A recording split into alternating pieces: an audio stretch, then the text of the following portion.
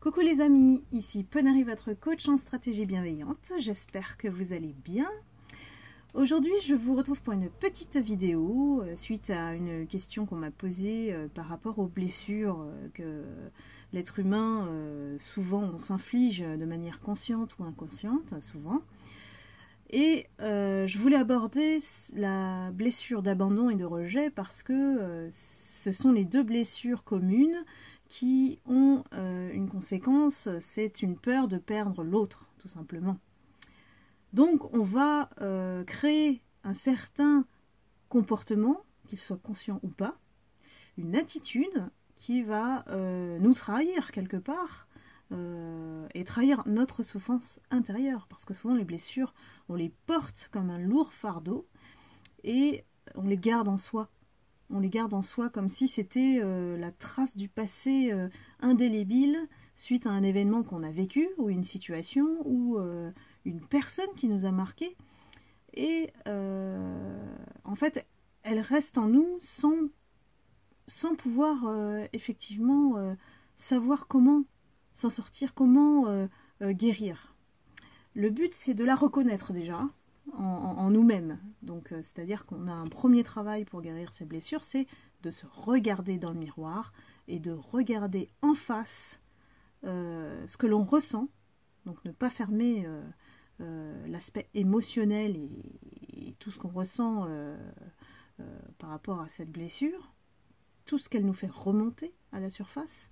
Souvent, cette blessure, on la vit une fois, et puis après, je veux dire, dans un cycle de vie normal, il suffit de rencontrer une personne et hop, elle va appuyer sur un petit bouton, et ça je sais que ça va vous parler, et ce petit bouton fait que voilà, la blessure remonte à la surface.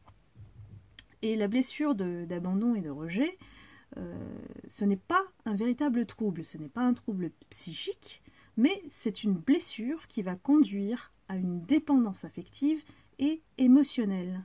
Pourquoi ? Je vais vous expliquer en 6 points comment reconnaître cette blessure en nous-mêmes pour pouvoir déjà l'identifier et ensuite passer à l'étape suivante qui est de guérir.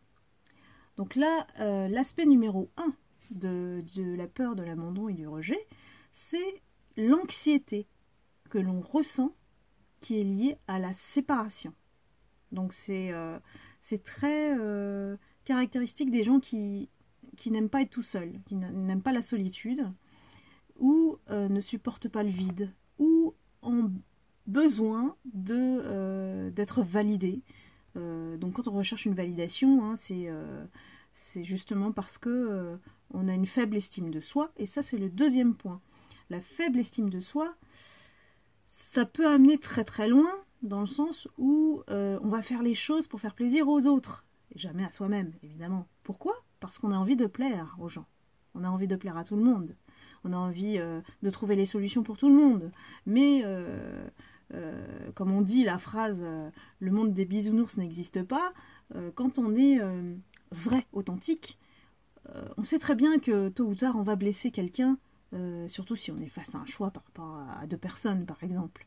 Donc, il faut accepter cette part on peut faire un choix et blesser l'autre, et c'est normal.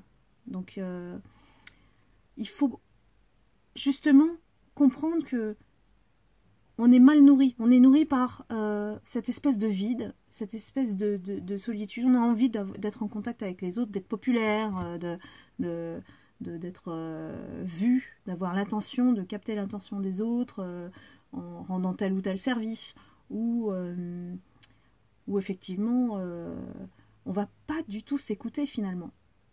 Et l'être humain fait beaucoup cette erreur. On ne s'écoute pas. On va toujours faire plaisir à sa famille, faire plaisir à son conjoint, et on passe en dernier, surtout les enfants, on les fait passer en premier.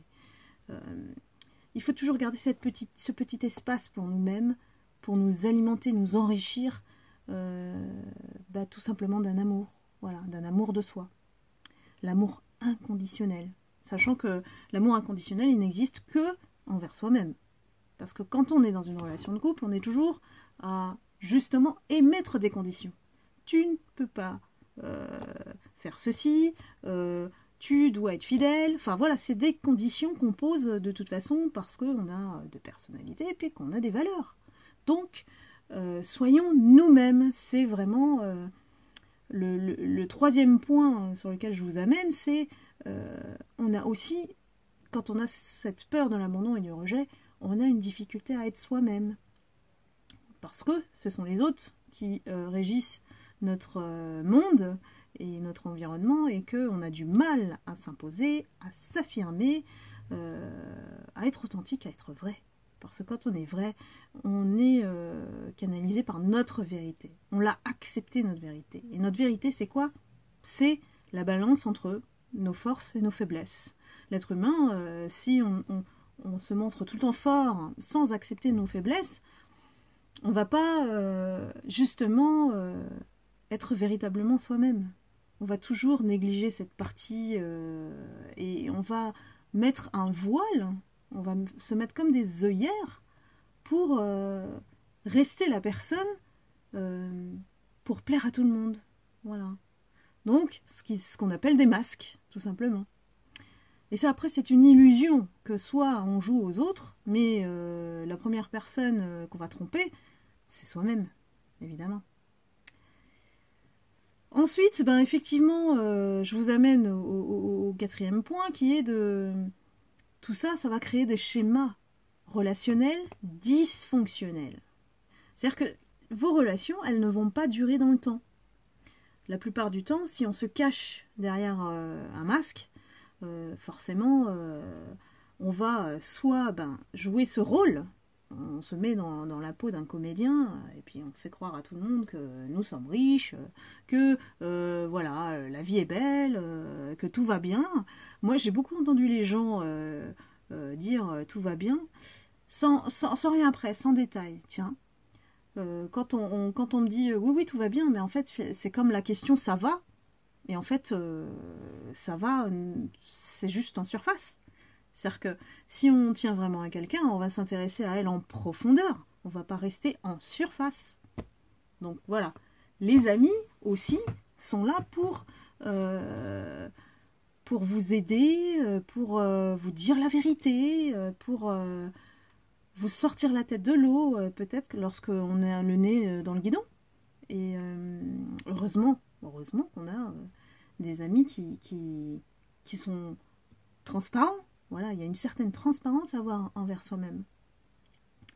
Et ces schémas relationnels dysfonctionnels créés par la peur de l'abandon et du rejet, c'est souvent des relations qui sont en yo-yo, c'est-à-dire je viens, je pars, voilà. Et il y a un rythme complètement en dents de scie. Je ne sais pas si vous l'avez remarqué ou vous l'avez vécu. Moi, je pense qu'on a au moins rencontré une personne comme ça, instable. C'est-à-dire que c'est ce que ça crée, c'est que on devient instable en soi. Donc comment peut-on construire quelque chose alors que nous sommes même pas sûrs de ce que nous voulons, quoi. Ou même pas sûrs de pouvoir s'affirmer en tant que tel, en tant que personne, pour pouvoir aimer quelqu'un. Souvent la peur d'abandon et de rejet, c'est qu'on ne se sent pas digne d'aimer, on ne se sent pas à la hauteur, où on va créer un certain égo-système qui va nous mettre dans l'illusion et puis nous amener vers les erreurs. Parce que, voilà, quand on n'est pas stable, on va justement faire les erreurs qui doivent normalement nous servir de leçon de vie ensuite. Et ces erreurs, ça peut être d'abord... l'erreur classique, c'est « je te quitte avant que tu me quittes ». Parce que sinon, je vais tellement souffrir que je préfère partir le premier. Ça, c'est un exemple. Donc, voilà, c'est très vecteur de comportements particuliers. Des comportements qui sont vraiment instables. Et le dent de scie, c'est des relations qui sont pas du tout saines. Attention, quand on est digne d'être aimé, quand on s'aime, quand on connaît notre valeur, donc on ne va pas aller vers ce type de relation. Qu'est-ce qu'on ferait là-dedans? Non, nous, notre but, être humain quand même, c'est c'est de mieux se connaître pour pouvoir vivre en harmonie, en alignement, on parle d'alignement, entre la tête, le cœur et puis notre comportement. On n'est pas, quand on est dans un personnage, on peut penser une chose et faire le contraire. Donc c'est pour ça qu'on dit de ne pas se fier aux paroles, de ne pas se fier aux actes, mais si vous êtes encore plus doué, mais ça c'est du développement personnel, hein, donc ça prend du temps, on va observer le comportement, l'attitude qui va effectivement être la source de vos erreurs, la source de votre attitude, de votre fonctionnement. Donc, et le dernier point qui est un peu, on va dire, un peu chez tout le monde, hein, mais voilà, il faut que ça soit à l'excès. Quand c'est une peur de l'abandon et du rejet, c'est les difficultés à accepter les critiques. Vous allez remarquer que la personne, en général, on ne peut rien lui dire. La personne, elle n'écoute pas. Elle n'écoute pas. Elle ne fait que ce qu'elle veut faire, puisqu'elle est dans son monde, elle est dans une illusion. Donc, elle devient susceptible dès lors qu'on va la critiquer ou la juger, elle va se sentir jugée. Donc, forcément, elle va rejeter. Elle va avoir ce comportement vraiment dissonant. Il n'y a pas de cohérence. Ça peut être une personne aussi qui, au fond d'elle, va vouloir construire une vraie relation, mais son comportement va la trahir parce qu'elle sait peur, la drive, et que ça va créer effectivement des relations complètement avec des étincelles, avec des disputes. Il y a un caractère passionné parfois qui se cache derrière tout ça. Ce sont des personnes qui ne sont pas stables, donc elles ne peuvent pas construire sur la durée. Tant qu'elles n'ont pas compris que le problème vient d'elles, on ne peut pas prendre conscience, et je vous dis toujours qu'il faut grimper en termes d'élévation de conscience. La prise de conscience est vraiment le premier déclencheur pour pouvoir guérir. Donc, quelles sont mes peurs? Comment j'agis avec les autres? Pourquoi j'ai créé tout ça, ce parcours plein de souffrances? Je l'ai accepté, je l'ai autorisé, et en plus je l'ai engendré. Je l'ai créé moi-même, je l'ai en plus nourri, et avec quoi? Avec du vide. Parce qu'en fait, le vide, on va aller chercher chez l'extérieur, en fait. On va chercher à l'extérieur ce qu'on peut remplir à l'intérieur. Alors que, en fait, la réponse, c'est tout simple. C'est de s'aimer, s'aimer. Si on ne s'aime pas, tout l'environnement autour de nous va générer des résultats qui vont être négatifs la plupart du temps. Donc moi, je vous l'ai toujours dit, moi je suis une coach qui n'aime pas souffrir. Donc, et j'aime pas du tout non plus que l'être humain s'inflige des souffrances envers en contre tout de manière inconsciente. Le tout, c'est d'avoir effectivement quelqu'un, des amis, un coach, qui puisse vous guider dans cette transformation intérieure.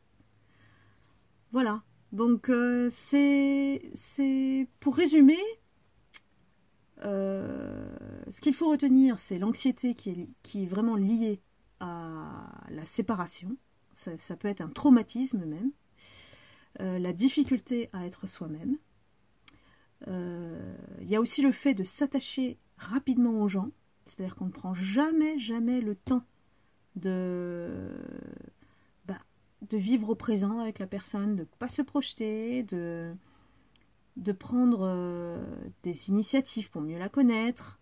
Voilà. Connaître quelqu'un, c'est pas en 2 mois, 3 mois et vous me dites ça y est, j'ai trouvé l'amour de ma vie. C'est impossible.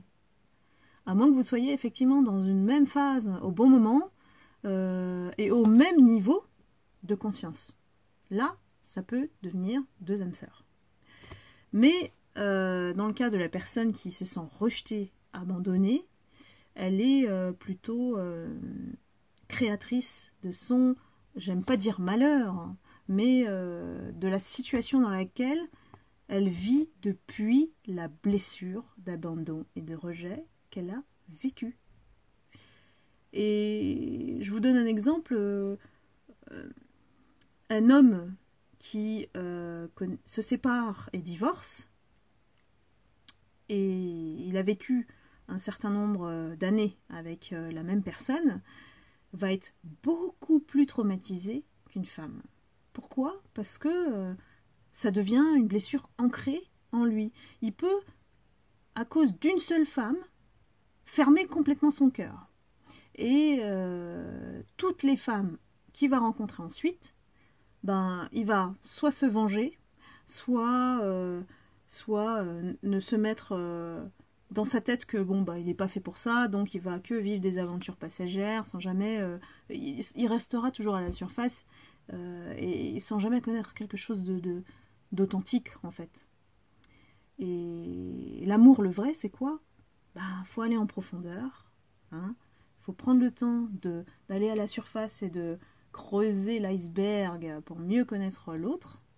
Et puis aussi de prendre son temps pour la connaître. Donc c'est pas une patience, c'est d'éteindre ce côté peur où si je suis capable d'identifier ma blessure, elle va s'allumer forcément à un moment donné où on va aborder des choses un peu délicates. Mais si vous-même n'arrivez même pas à aborder ces choses délicates, comment vous allez percer et construire sur la durée? Il faut accepter les défauts de l'autre, il faut voir l'autre sous son aspect réel, transparent, sans tricher. Si vous trichez, vous faites de la trompette et puis l'autre il s'en va à un moment donné parce qu'il va se rendre compte de votre masque, tout simplement. Donc ne pas oublier que voilà, ces schémas relationnels dysfonctionnels sont de véritables épines à votre parcours de vie, qu'il soit sentimental, professionnel, voilà, tout ce qui est relationnel, c'est vraiment lié à cette peur d'abandon et de rejet. Et je vous ai toujours dit, il faut toujours, pour guérir, aller chercher le contraire. Et le contraire de la peur, c'est quoi? L'amour. Et ça paraît tellement facile, mais oui, je vous assure que c'est simple. Sauf que il faut vous accorder cette paix dont vous avez besoin pour vous aimer, prendre soin de vous, avant tout de se mettre dans une relation. Et quand on blesse l'autre, ça dépend de l'autre, de l'interlocuteur qu'on a en face, puisqu'on la connaît pas. On ne peut jamais préjuger de connaître quelqu'un, hein, ni sa réaction. Donc, quand on blesse comme ça, inconsciemment quelqu'un, on perd aussi sa confiance. Et la confiance, c'est très important dans une relation. Si vous jouez avec ça, si vous n'inspirez pas confiance, parce que quand vous agissez de cette manière-là, comment peut-on faire confiance à une personne instable? Posez-vous la question. Il faut donc être la bonne personne avant de rencontrer la bonne personne. Voilà. Donc voilà, c'est tout un cheminement de développement personnel. J'espère avoir couvert le sujet et avoir répondu à la question qui m'a été posée. C'est un travail de longue haleine. Ne vous dites pas du jour au lendemain cette peur va disparaître. Non, une peur, elle est là pour nous alerter. Et ça, c'est sa fonction première. Donc nous alerter, ça veut dire nous protéger. Mais l'autre aspect, c'est aussi de savoir la dépasser pour pouvoir oser et vivre. Parce que ceux qui ne dépassent pas leur peur restent bloqués. Les peurs créent un véritable blocage. Et on a besoin d'être guidé, ou peut-être d'avoir des amis qui sont passés par là, tout simplement, et qui vont vous épauler et vous dire, bah oui, mais la vie, c'est pas... elle n'est pas faite de vide, la vie. Il faut la remplir, il faut la créer. Beaucoup de gens restent passifs. Non, quand on veut obtenir des choses, la seule manière de le faire, c'est d'agir. Et ça, c'est dans tous les domaines.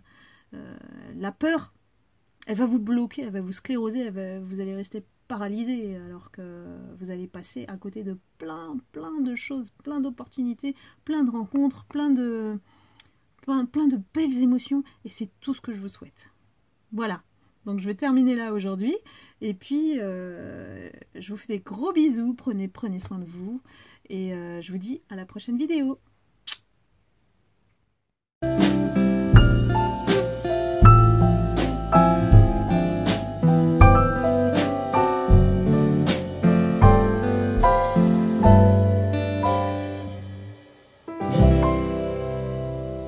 Música